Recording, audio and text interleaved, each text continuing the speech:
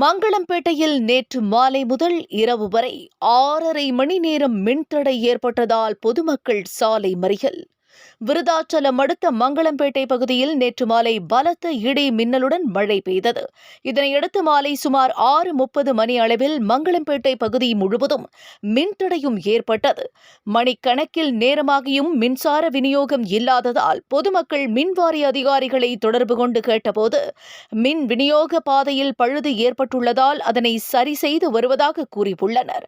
இரவு 12:30 மணியாகியும் மின்தடை நீடித்ததால் கொசுக்கடியால் தூங்க முடியாமல் அவதிப்பட்ட பொதுமக்கள் சுமார் 20க்கும் மேற்பட்டோர் உளுந்தூர்பேட்டை விருதாச்சலம் புறவழி சாலையில் உள்ள புல்லூர் ரோடு சந்திப்பு அருகே திடீரென்று சாலை மறியல் போராட்டத்தில் ஈடுபட்டனர்.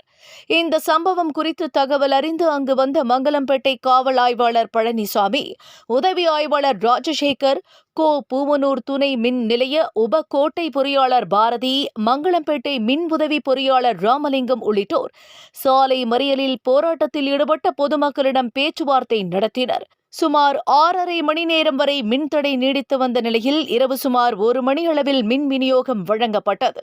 இதையடுத்து பொதுமக்கள் போராட்டத்தை கைவிட்டு அங்கிருந்து கலைந்து சென்றனர். இதனால் அந்த பகுதியில் சுமார் 40 நிமிடம் போக்குவரத்து பாதிக்கப்பட்டது. 8 மணி நேரம் மங்களம்பேட்டை மக்கள் இங்கே அவதிப்படுகிறோம். கண்டிக்கின்றோம். மின்சாரத்துறையே கொடுக்காதே. மக்களுக்கு வேதனையை கொடுக்காதே.